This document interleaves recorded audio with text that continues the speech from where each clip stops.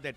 Yung petition po for certiorari, isusubiti na po sa Korte Suprema ng kampo ni dating Pangulong Duterte. Alamin natin ang detalye mula kay Jopel Peleño. Well, go ahead. Yes, senyor. Mga pasado alas 3 nga ng hapon nang dumating sina Attorney Vic Rodriguez, sina Attorney Israelito Torion.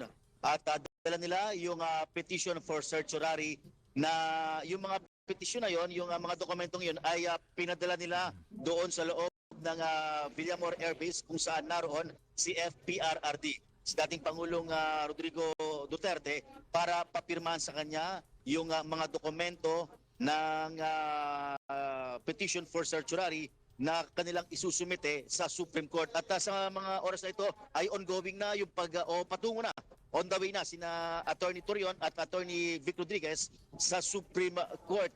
At kanina ng petition for certiorari.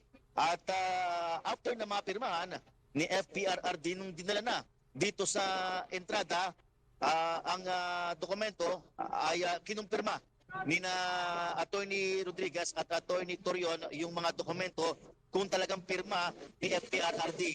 Yung talagang pirma ni FPRRD nandoon sa mga dokumento. Ang ginawa nila ay nag-video call. Nag-video call sila kay FPRRD at dito naman kinumpirma ni FPRRD na yung bumalik na dokumento na kina Attorney Torion at Attorney Vic Rodriguez talagang pirma ni FPRRD yung nandoon. Kaya after na makumpirma ni dating Pangulong Duterte yung kanyang pirma doon sa petition for certiorari, agad nang umalis mga 3:30 o alas 3:30 pasado nang umalis dito sa Gate 1 ng Villamor Air Base sina Attorney Vic Rodriguez at Attorney Torion upang agad nang dumiretso patungo doon sa Supreme Court upang questionin.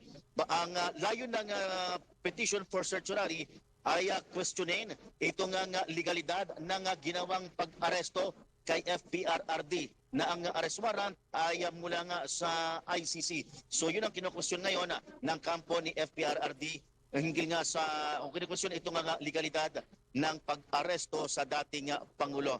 So mamaya ay magbibigay pa tayo ng mga karagdagang update hinggil nga dito sa kaganapan ng ginawang pag-aresto kaya dating Pangulo. So dalawang legal counsel yung nandyan, si Attorney Rodriguez at si Attorney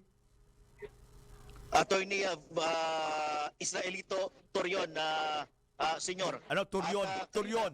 Yes. Okay. Apo. Ang kasama sa legal counsel ni FPRRD at kanina yung mga nakapalibot kung makikita mo senyor doon sa pinapa-play na video ay nandiyan yung mga tauhan din ng CIDG. Dahil nga ang CIDG ang nanguna sa pag-aresto kay FPRRD dito nga sa paliparan ng dumating mula sa Hong Kong ang dating Pangulo. So mula pa rin dito sa Villamor Air Base sa lungsod ng Pasay, ito sa Patrol 17 Jopel Peleño para sa impilang may todong lakas, DWIZ. Nagbabalita ng tama, naglilingkod ng tama. Senyor!